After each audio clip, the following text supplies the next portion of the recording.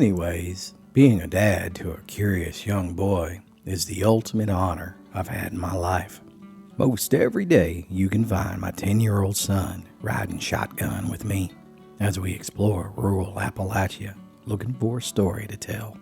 Truth is, most of the stories take place right in the Jeep between my son and I. He's forever curious and asks me questions about any and everything. Anyways, while we're out riding the back roads, we like to pick out houses that we would like to live in. We talk about buying a big tractor that he could use to cut the pastures, and riding four-wheelers and exploring all the old abandoned houses. Yet, there's one thing that we love to stumble on the most, and that's one of those old Rock City barns. There's something about the nostalgic, rural Americana quality of these barns. We stumbled upon two of them recently in East Tennessee, and my son asked me, "Dad, what's the story behind these old barns?" And I replied, "Well, son, I'm glad you asked." So with that, my friends, here's the story of the Rock City barns.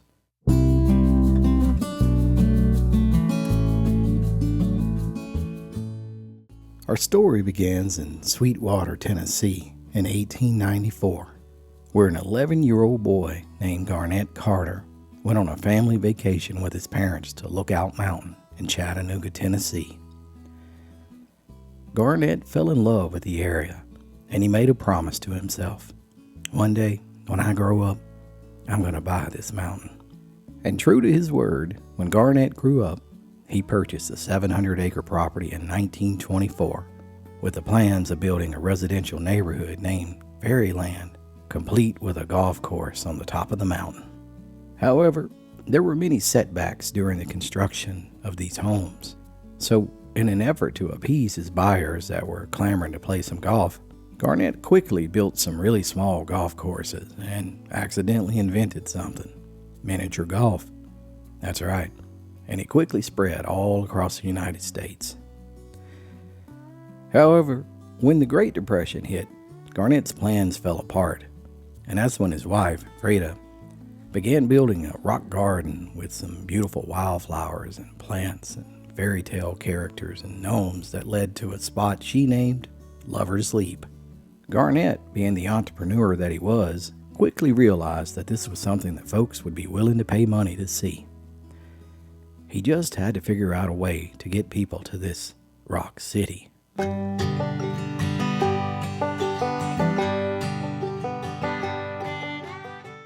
1935, Garnett could see that the Great Depression would soon be over within a few years.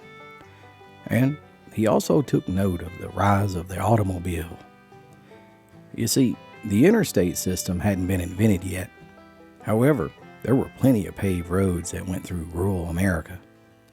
Indeed, through countless farms with huge barns. That's when it occurred to Garnett that he could advertise on these barns. So, with that in mind, he quickly hired a painter named Clark Byers. In 1935, Clark began painting Rock City on the roofs and sides of barns. Clark set off across rural America, and one by one, he would introduce himself to each barn owner and ask if he could paint Rock City on their barn. In exchange for painting the barn, he would give the owner free passes to Rock City and a bunch of promotional pamphlets and Rock City thermometers. Some barn owners would refuse the promotional gadgets. Instead, they would be paid $3 cash. With the deal struck, Clark would set out with his ladder and a paint bucket, and he would run past the bulls in the fields on his way to the barn. He'd quickly climb up on the slippery roofs and paint the words, Rock City. For the next 30 years, Clark Byers traveled all across America, and he painted more than 900 barns from Florida to Canada and all throughout the Midwest. You see, he had created a vital part of Americana that travelers instantly recognized and dreamed of visiting this magical Rock City near the beautiful Smoky Mountains in East Tennessee. Indeed, over 500,000 people visit Rock City each year because of this ingenious ad campaign. Now, Clark painted his last barn in 1968 in Murfreesboro, Tennessee. While he was painting the roof, he accidentally touched a high-voltage wire, and he was badly injured for months. After he recovered, Clark reflected on the years of running from cattle and dodging lightning bolts and falling off of roofs, and he decided it was time for a new career. Besides, by then, the interstate system had taken the majority of travelers off of these rural highways, and President Lyndon Johnson had just signed into law the Highway Beautification Act, which prohibited businesses from advertising on barns. Heck, even Rock City was forced to paint over all of its ads on nearly all its barns. However, not all was lost. The state of Tennessee realized the nostalgic value of all these barns, and they fought back against the president's new law by declaring the Rock City barns national landmarks. And just like that, the barns in Tennessee were exempt, and the See Rock City ads were left intact. Today, there are 75 of these See Rock City barns that are still maintained by the company. And slowly, many of the other barns that President Johnson had painted over, the cover-up paint is fading away and once again revealing the See Rock City logos.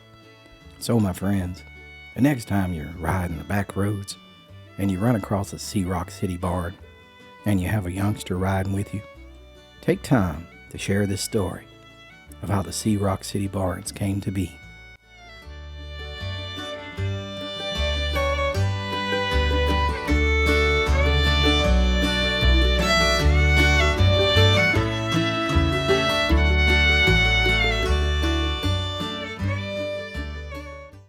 Thank you for watching this video and your support of the preservation of Appalachian history. You can support this channel by going to theappalachianstoryteller.com.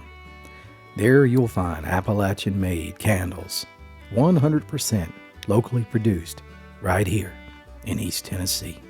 Thanks for watching this video, and if you enjoyed it, I hope you'll consider subscribing to this channel, where I share all sorts of Appalachian history and storytelling.